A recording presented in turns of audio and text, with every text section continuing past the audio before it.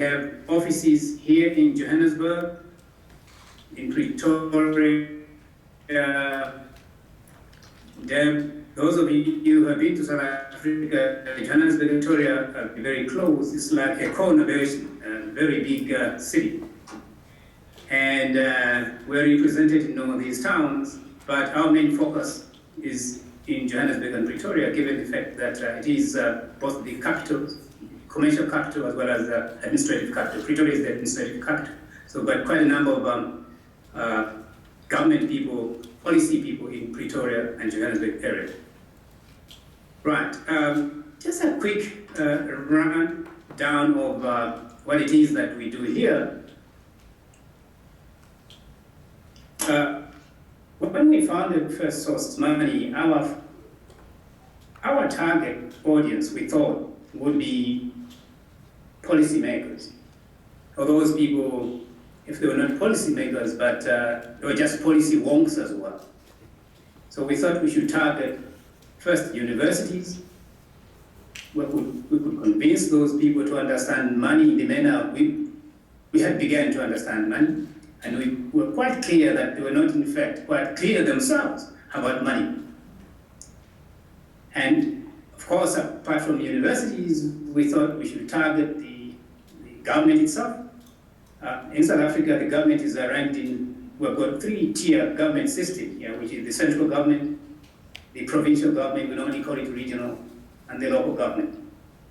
So we've been interacting with the executive, as we call it, for quite a while, in fact, since 2016. And we have been also interacting with Parliament, what you call the Congress there.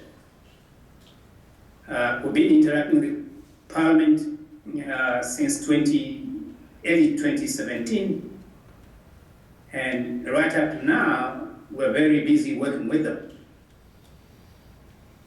Apart from these three, we've also been very keen to engage with the African National Congress. Those of you who do not know what the ANC is, I just thought perhaps it's important to indicate that it is the party of President Mandela. Perhaps that's the better person you know than the ANC itself. So, yeah, we've been interacting with this ruling party because these are the people who, to a large extent, determine policy for the country. So educating them, we thought, would be very appropriate for us as a way of convincing country as a whole to understand money and begin to reform the monetary system that we have in the country. But apart from these four, we've also been engaged quite strongly with our Reserve Bank. Those of you who have some sense of this Reserve Bank, it's a fairly old Reserve Bank, formed in 1921, not quite distant from when the Fed was formed. The Fed, I think, was formed in 1930. Yeah. So this was the first bank outside of the US, and I think one in Java. So it's one of the very, very early Reserve Banks. It has very ancient traditions, as you perhaps know. It has taken over, well, it has taken after the Anglo-Saxon thinking that is quite prevalent in the Fed as well as in the UK. So you can imagine the trouble we have to go through to knock sense into our colleagues at the Reserve Bank. Fortunately, most of them are some of the persons we used to work with, so it becomes a lot easier though. Yeah, and in Parliament, in the recent past, we've been busy with them trying to see how we can transform the monetary system, or the financial system as we call it here. There have been quite a few meetings with the Parliament. We continue to meet with them, and right now, as I speak, we have a document in place of how we can begin to transform the financial system. Now, when I say financial system, I refer obviously to the banking and the monetary component of it. And in South Africa, we deliberately chose not to focus on sovereign money alone, but to work with banking as well. Why? We thought it's important that if we're going to have to talk about money, quite frankly, we are not going to exclude banks, isn't it? So we thought we should actually have our campaign focusing on money as well as banking. Again, those of you who may have a sense of South African banking system, almost 98% of the banking system here is controlled by about an oligopoly of 6 banks, 6 commercial banks.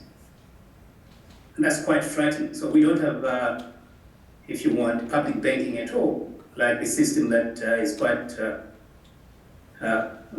quite big in Germany and some parts of Europe, not to mention of Asia.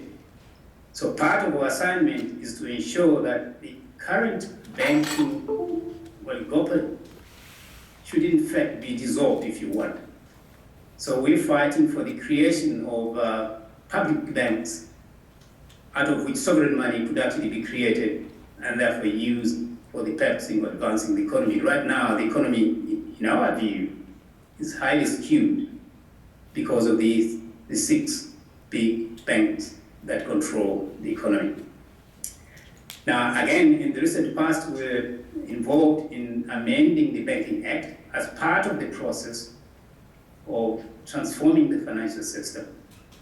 We did this as early as last month, actually.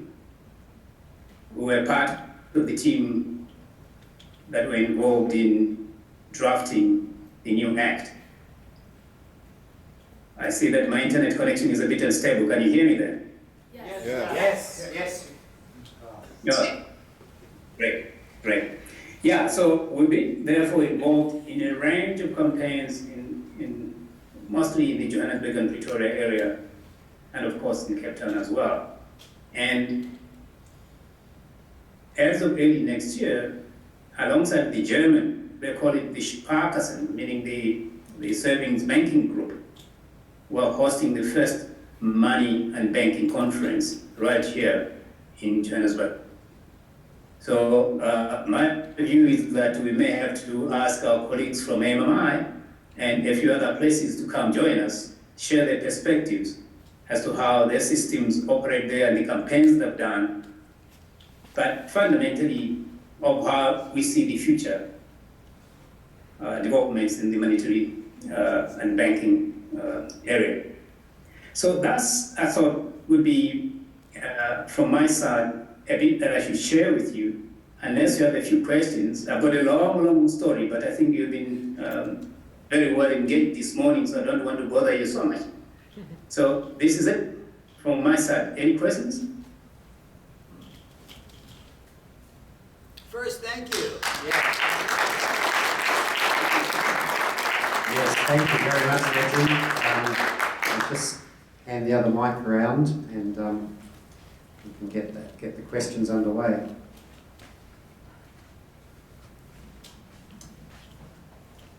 Yeah, unfortunately we don't have time for your long story this time, but maybe next time, maybe next year. Sure, thank you. But thank you very much for that. While we're just waiting for questions, my understanding is that the Reserve Bank of South Africa is a privately owned institution, has private shareholders. Is that right? It is correct. It is privately owned, and in fact, as we speak, there's a great deal of debate here why a Reserve Bank of a developing country should in fact even be privately owned. It's a very unique setup, we think.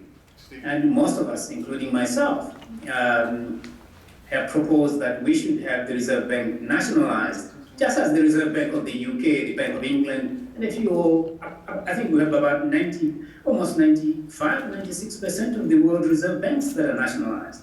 Yes. We don't see why a Reserve Bank of a developing country should in fact be privately owned.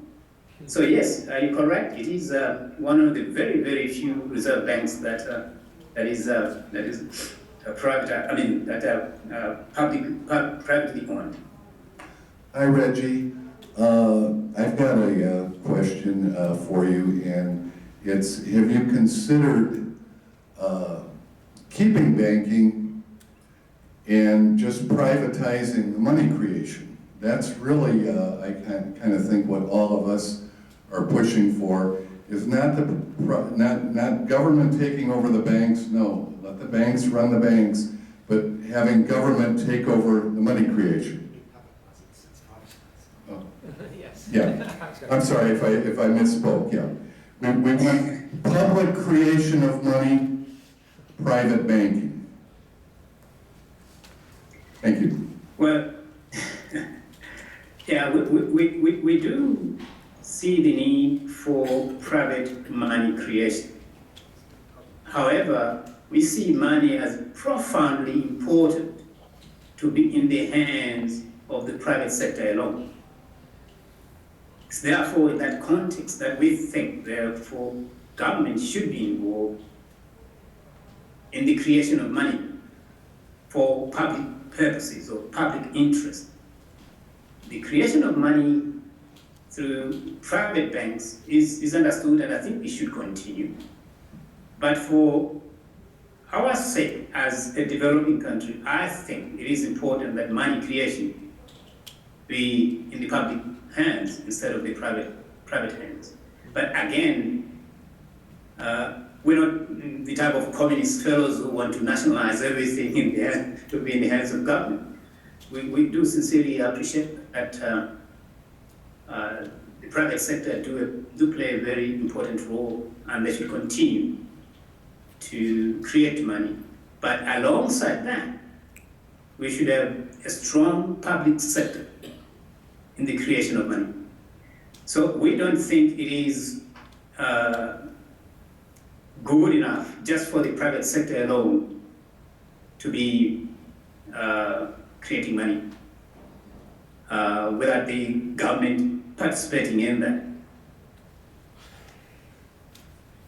Reggie, I have a question. I want to get some clarity on that.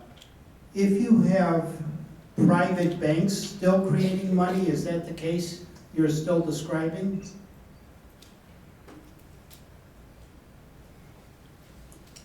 Well, I seem to have lost you. Well, in South Africa,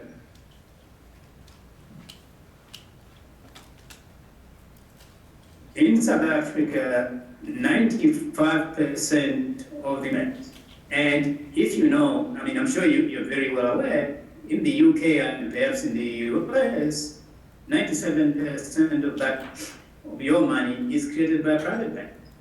And we think that is not particularly what we want in this country. All right? We want private money creation should be there. But the total absence of public money creation is, in our view, not very acceptable. So, frankly, we think there should be a good degree of public money creation, given our developmental challenges, than having to have money created solely in the private hands or by the private sector. It seems like what we're promoting in this country, Reggie, is that banks, and private banks are a good thing, but they should be just intermediaries between depositors and borrowers. And all public money should be for a level playing field, for justice, should be in the hands of government. And then, but there's been other money reformers that say, oh, let's try 50% private money, 50% public money. What are your feelings on all this?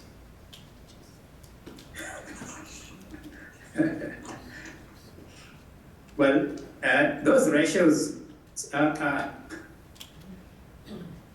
of interest. I do not think that it will be easy for us, many countries, to achieve that. Look at Germany, for example. If 71% of the banking system is public, it goes without saying, therefore, that almost that lot of percent is actually of money is created by public banks. So we're thinking, if there is such a shift to the public sector, certainly that's the thing we would love to see. But I see it may not be so easy. So And to simply come up with a law, for example, to say, well, the private sector should not be creating money, I think that's a little bit drastic for us. All I have to do is introduce the banking system that is public in nature. By the virtue of introducing the public banking system, you are in fact making money creation in the public hands. Reggie, one of the things that we've considered in our studies of the monetary system is that during the American Civil War, we were unable to finance the Civil War between the states in the 1860s, so the government, with private money created by banks, so the government started to create their own public money called the greenbacks. But they allowed the private banks to continue money creation also. And after so many years, after the Civil War was over and won by the North, we did away with slavery, and so many good things were accomplished with those publicly created greenbacks. But the private bankers were still creating their money, they still had their power, and they eventually quashed the greenbacks and got rid of it all. So we're back with the private banks creating all our money, and that's what we're trying to stop here. Thank you. Thanks very much. Thanks.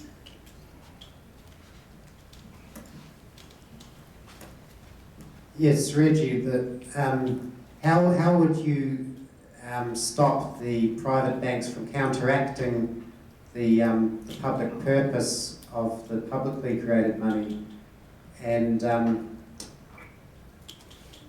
well, first, see if you have thoughts on that. Sorry, I didn't hear you properly there. Can you repeat that for me, please?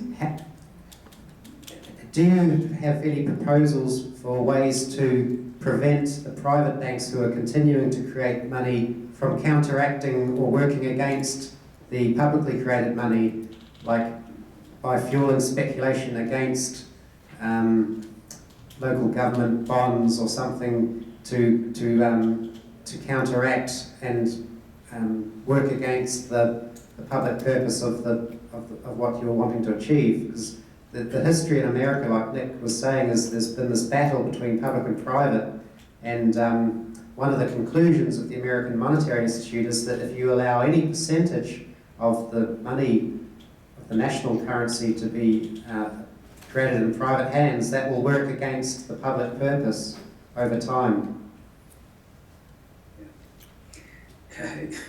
Yeah, well, it's a very difficult one.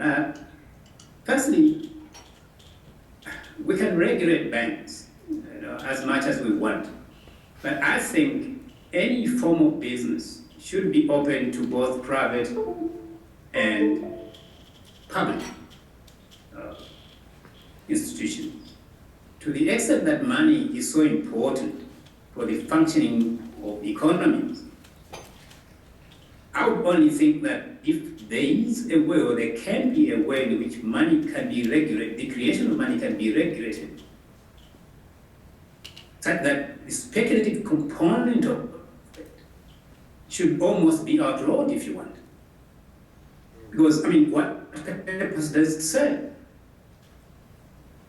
We can perhaps say there shouldn't be any creation of money that is going to be intended for non-productive purposes. But to completely ban them, I feel, it will create what we call narrow banking system. And I do not know whether that's what we want and we can afford that as the modern economies. So I think regulating banks should perhaps be the way forward. But we know in a place like the US, you can regulate these banks. You have another administration like the Trump administration coming in here, trying to blow off the Dodd-Frank Act, or if you want to sort of pull it down. So it becomes quite quite a challenge. I do not know how it could be done out there, but in places like South Africa, where our systems are slightly different, if we have to regulate a bank, it may be regulated in such a way that we don't expect any other administration to come and say, well, we don't want this regulation so easily as it is in your country. But in short, the only answer I would say, yes, we can regulate banks by ensuring that whatever money creation they have or they make, or they do, should only be directed for productive purposes.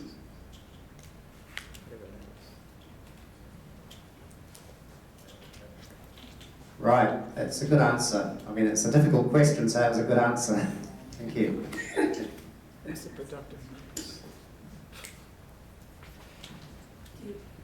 Yeah. Go ahead. Yeah, I had said maybe more of a comment than a question, but I guess I'd like to hear your take on it. As a result of something like a mortgage, contract signed between two parties, an account balance, a new balance in a customer account starts to be transferred around the economy from the buyer to the seller and so on. We call that money, but my thought of that is that that's bank credit. It becomes money because of the government guarantee of that. And I'm all for it as private initiative and not trying to be big brother and make every decision. And so I think we need the private sector. But when we call what the banks create, when we call it money, it's also implicit that the government is enabling this to be money. Why do we have to do that? It could just be bank credit that circulates. Buyer beware, know what you've got. It's a promise, it's an IOU from the bank that's created when that mortgage is signed. I mean, am I right? Do you hear that thought? Unfortunately, the connection was quite bad. To pick up that, can you hear me? Yes. Account balances are bank IOUs, correct? Yes. Bank liabilities. And without the government guarantee, that would really not be money. It would not be a trade one for one with the official currency. It would simply be a bank liability that's being relied upon. How are you going to pay your taxes? Right. Yeah, I think what Alan is asking is why should a government support private institutions' liabilities? Exactly, my question.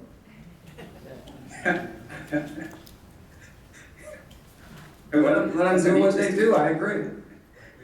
Well, firstly, it's an interesting question. Quite frankly, I'm not sure why government should in fact be supporting such private liabilities. But don't we have government supporting all manner of liabilities in the first place, outside of what we see as a private bank liability? I'm trying to figure out what other aspects the government support. But when we say government supporting private liabilities, we're effectively saying, why should the American people, why should the citizens support the liabilities of very, very few people, or very, very few institutions, isn't it?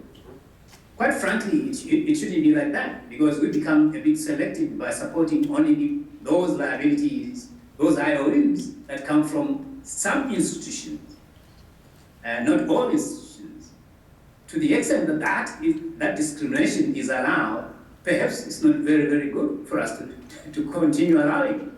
But I think this tradition has been there for quite a while. For me, all I can say is, let's allow such liabilities or such IOUs to be put in place. But for as long as they're there to play a meaningful role in the economy, government should support any such IOUs as would be detrimental to the public interest, surely it shouldn't be allowed. That's where I would actually say. That's where I would actually put it. Any IOU that is not of public interest shouldn't be allowed. IOUs that can perform public interest issues, then quite frankly, should be allowed, wherever it comes from.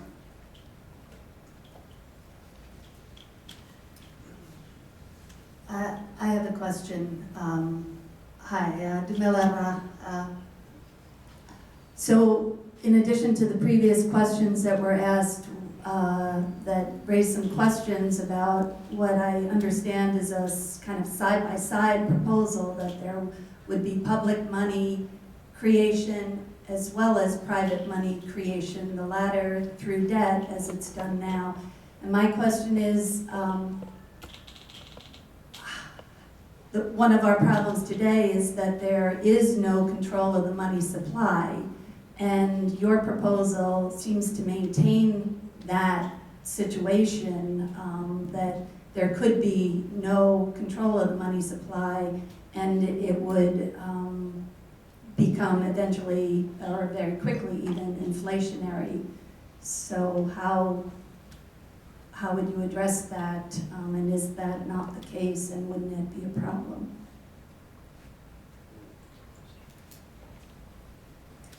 Very interesting. It is assumed that if private money is issued anyhow, or money is issued anyhow, it becomes inflationary. That's quite true. But macroprudentially, using macroprudential tools, we can in fact hold off, if you want, all that money that becomes inflationary. Because not all money that is created is inflationary. Only money that is directed to non-productive aspects of the economy becomes inflationary. Productive money, money created for productive purposes, surely is not as inflationary, if you want, as money that is created for non-productive purposes. Therefore, money supply should be controlled via macroprudential tools, which I think are there. They may not be so much in use, but they are there. For example, your governor of your Reserve Bank, Professor Ben Bernanke, your former governor, you call them the chairperson of the Fed there. During the time of the QE, the quantitative easing, he didn't call it QE, he called it credit easing. What he did, he directed that money towards the productive sectors of the economy. And the US economy quite quickly turned and began to grow.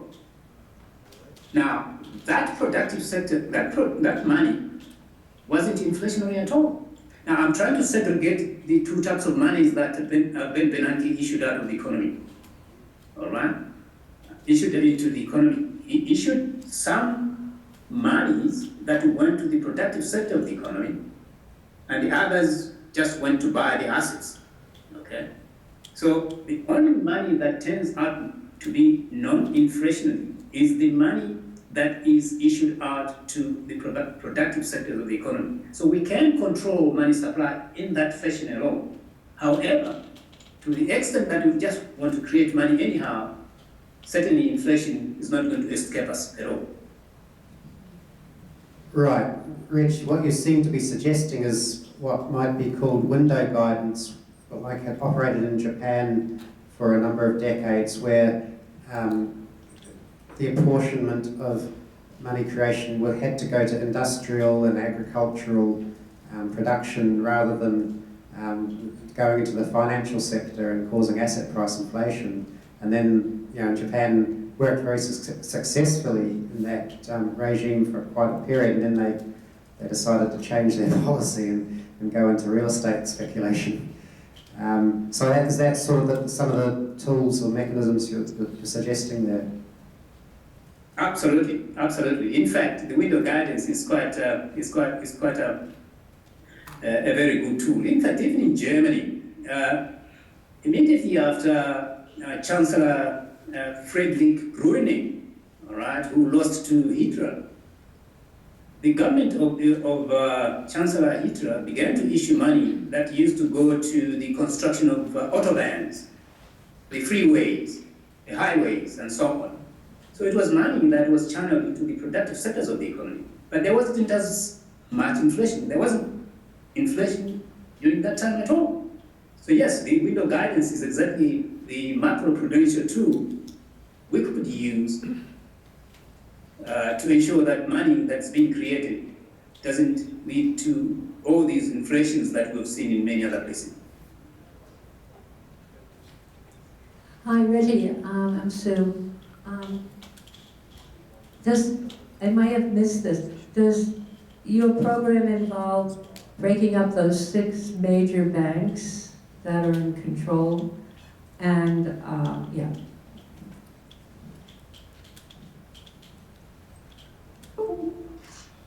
Do you propose breaking up the 6 major banks in South Africa? Well, the idea is not to break them up. What we're proposing from our side is to create a number of publicly owned banks.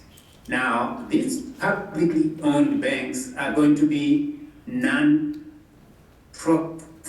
making public banks, not for profit, all right? I have a sense that if you have such not-for-profit banks proliferating right across the country, these big 6 banks are going to change their tune, for they have to come and compete with these not-for-profit banks. It may be such that this move may drive these 6 banks to become proper banks, serving the public interest instead of serving the interest of the few. So, while the idea is not to break these banks, the idea is to introduce a set of banks that are going to be not for profit, but lending to the productive sectors of the economy at no profit at all. And if this act on its own is going to lead to the destruction of these big banks, so be it.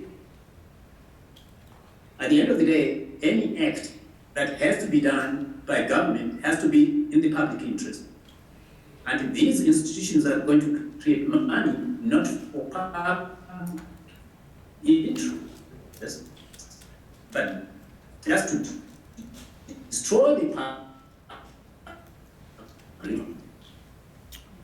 That's not what we are there.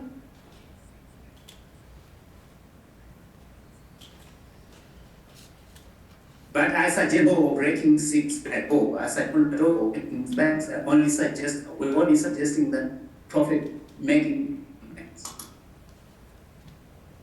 Right, Reggie, what you were saying about non-profit, because they're non-profit, they would have a lower net interest margin and lower fees and commissions, and that would put downward pressure on the big private banks to reduce their margins. Is that the way you see it working?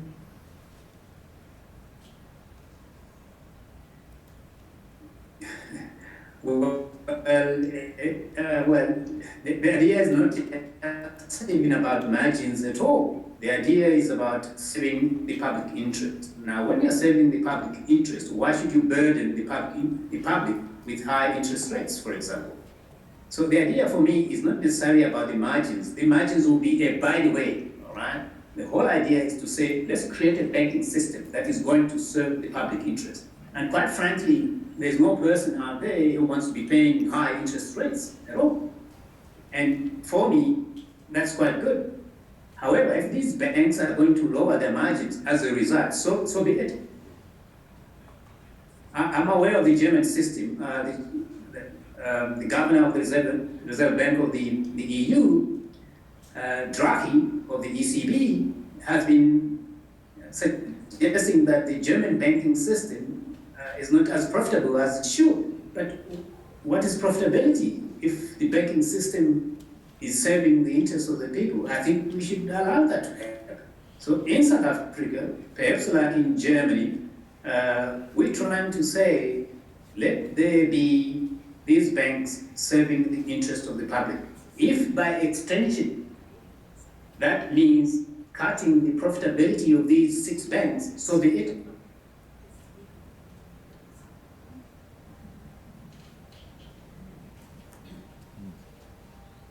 Any more questions?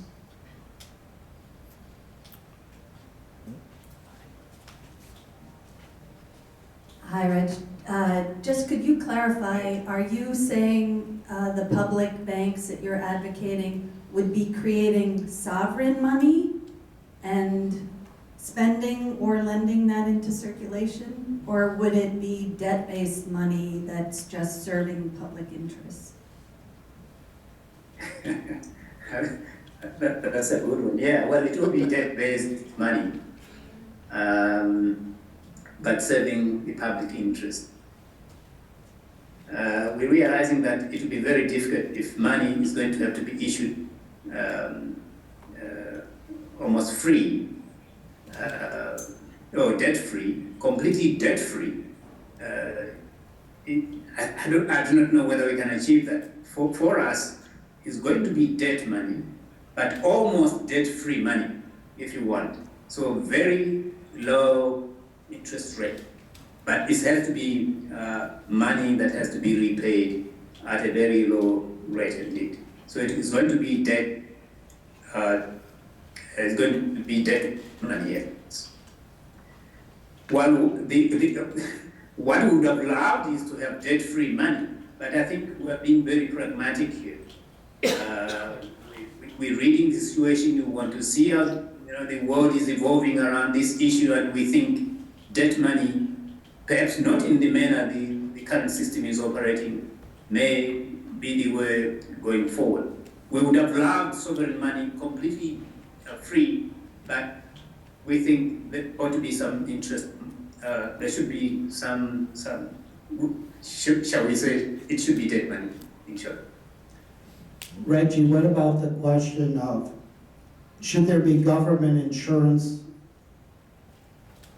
on depositors' money? Government insurance for the banks, or government insurance, what sort of insurance is that? Insurance on deposits. Should there be insurance on deposits? Oh, I see, all right, yes. In South Africa, we do have insurance on deposits. I think you have your FDIC there, insurance on deposits. I think with the current system and the system that we think we are proposing in the country, I think it's important that insurance should be there. So yes. Okay, thank you, Reggie. We think government should have insurance indeed, should provide insurance for that. Reggie, just out of interest, does South Africa have a separate mint that issues the coins? Yes, it is a Reserve Bank owned mint. Yes, it is. When you say separate, do you mean private? No, well in the US Mint is part of the US Treasury, and it's completely separate from the Federal Reserve System. It's not part of the central bank at all. And so the US coins are issued with seigniorage, with a profit on the difference between the cost of production and the legal face value of the coins. And so the seigniorage is a profit that basically goes towards the federal budget. I was just wondering if the same system operates in South Africa, or other countries have their coins issued by central banks and they back their coins with government bonds. So I was just wondering whether South Africa issues its coins with seigniorage or with backing of government bonds. Well, the mint here is owned by the Reserve Bank of the country, just as the note printing company. So it operates precisely as the note printing company owned by the Reserve Bank. I see, yeah. Okay, thank you for answering that. Any more questions? It looks like looks like you've answered all of our questions very well. I know some of them were tricky, but you really gave very good answers to some very difficult questions. So thank you very much, Reggie, for being here with us. And we look forward to continuing communicating. Thank you very much. Thank you. Thanks for allowing me to come through into your Chicago conference. Thanks a lot. Good night. Good night.